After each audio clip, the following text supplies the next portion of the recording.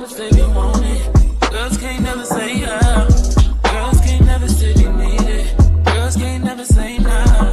Girls can't never say they want it. Girls can't never say how. Girls can't never say they need it. Girls can't never say nah. Oh nah. Give it to me like you need it, baby.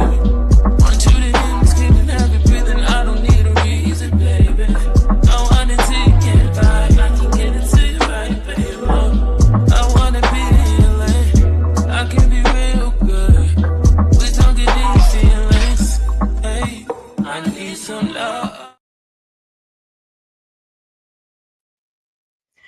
Greetings, royal queens and kings. It's your host, Queen Tulsa, and welcome back to the Queen Tulsa Show.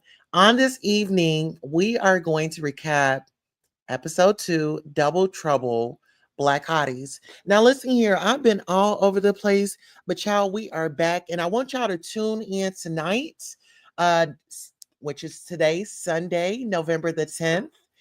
I know it's going to be 8 p.m. Central Time. Well, 8 p.m. Eastern Time.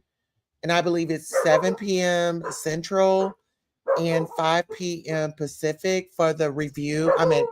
For the show tonight. And, if, I don't know, check your time zones. Definitely check your time zones. Hello, under new management. Thank you for coming by. Everybody is out. We're so excited. Guess who's on tonight? The Real Housewives of Potomac and our favorite. Listen here. Before we get started, DJ, where is our background music? And actually, can we get a photo collage of photos before we just really get started? All right, let me drop down. We're going to take a moment and honor Jazzy. She's an Oklahoma native out of Muskogee. Let's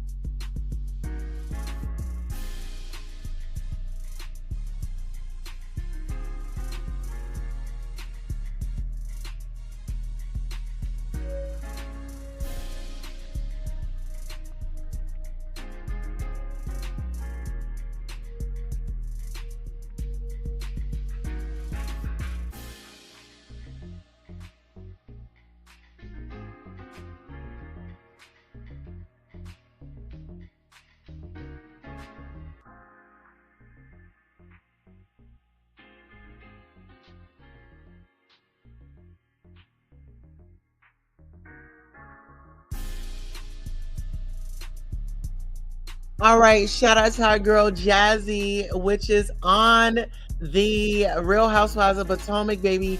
She is definitely coming through. She is serving look, okay? She is definitely bringing the style. And hold on, let me drop down so you can see her one.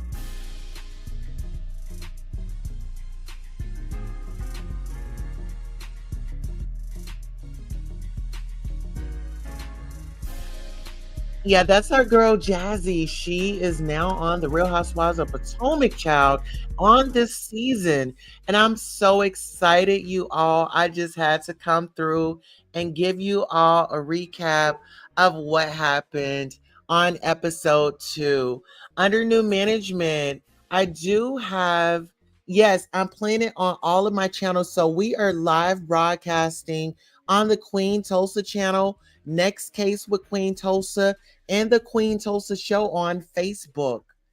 Yes, we are live broadcasting on all of our channels. So listen here, let me go ahead and get into, I want to say I've done that one already.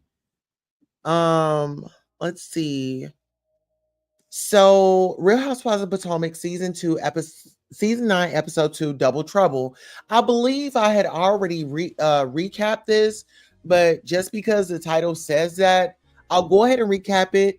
I'll give you and then I'll recap episode 5, and then I'll give you a teaser of what you can look forward to on tonight's episode.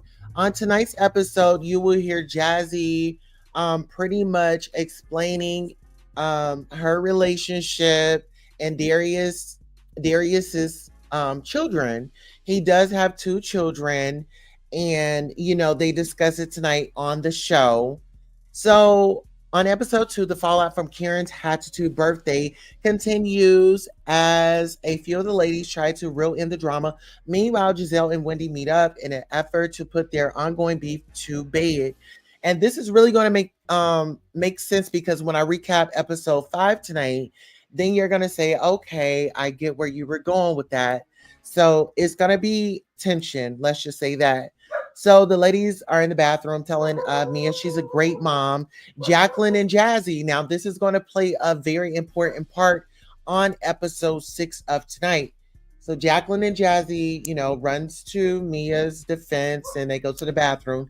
Karen tells Mia she's been divorced and Mia is handling it like a pro. Giselle starts handing out hats. Of course, Wendy gets the bucket hat and an invitation to lunch so they can talk and work through their issues. Being Giselle in 2022 didn't want Wendy to touch her, and she was very much so giving off the colorist energy. But here we are. The newbies got derby hats, the hat at the Hatitude. Wendy and Giselle go to lunch. It seems as though Giselle is looking to build an alliance now that the other seat filler has been deported from the show, which is Robin. And I want y'all to really pay attention to this. From I heard from a source, a website called All About the Tea, or some other sources out there. I'm not really sure which one it was, but I know that's a dependable source. That Giselle and some of the girls were working to try to get Robin back on the show. Now, let's move forward. Stacey explains her career is separate, her separate lifestyle, and them not informing their daughter of their divorce. Now, this is going to play a very important part because on episode 6, we're going to be children are going to be brought up, and you know, um, the times and dates and whens and hows and wheres, right? So I feel like Stacey and Jazzy, I guess, can come together when it comes to like co-parenting, in that aspect. So Karen and Kiarna, they link up. And you know what? I'm really loving Kiarna's energy this season.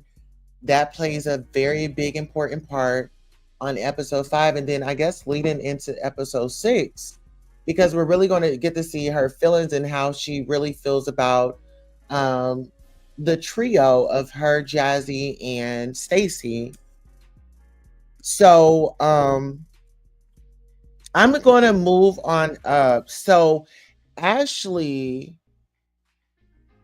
is really asking for it this season. Ashley is really I feel like on the reunion, the girls are really going to sock it to Ashley. I feel like the girls are really going to sock it to Ashley this season because Ashley is putting her okay, cool. Ashley is putting her nose in everybody's business and she's everywhere around the town.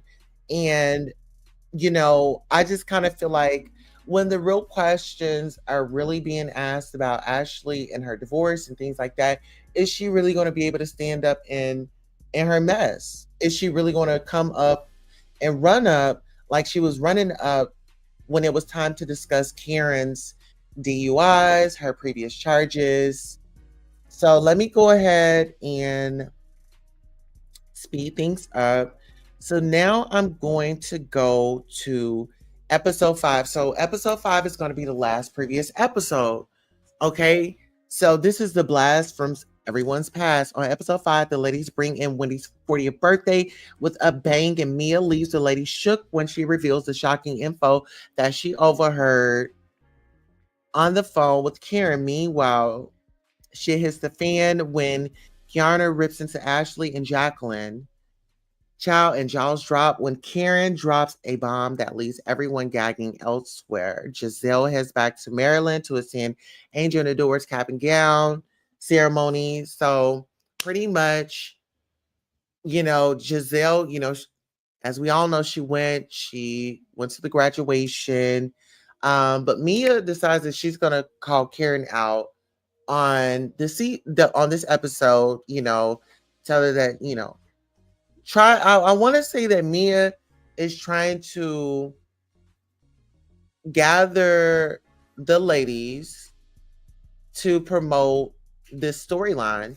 And when you really think about it, Ashley does not have no storyline for this season. Like, if you really want to jump into it, Ashley has no storyline this season. She's very much so boring. And that whole situation with the charity event allegedly for well, I can't even say allegedly. The charity event that was for Giselle's father, and then, because Ashley needs to make a coin so she can stay afloat. You really, Ashley really made me feel a certain type of way, because when it comes to charity, you don't turn nobody away from charity.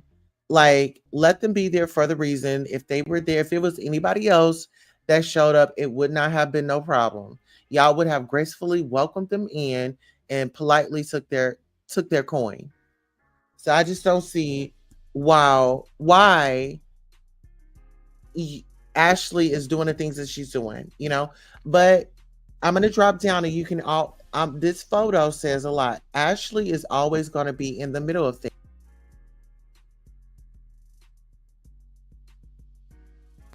Okay, as you can see from the photo. All right, so let me get up on my notes. Okay, so Mia explains they were drinking brown, and from the DUI rumors, they had that whole conversation. Now, remind you, this is Wendy's birthday party, and this is what they're doing.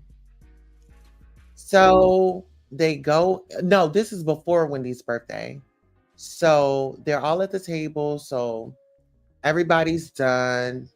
They leave, and the ladies pretty much congregate. And it's, if you watch episode 5, you kind of know how everything went. Mia and Jacqueline was sitting at the pool.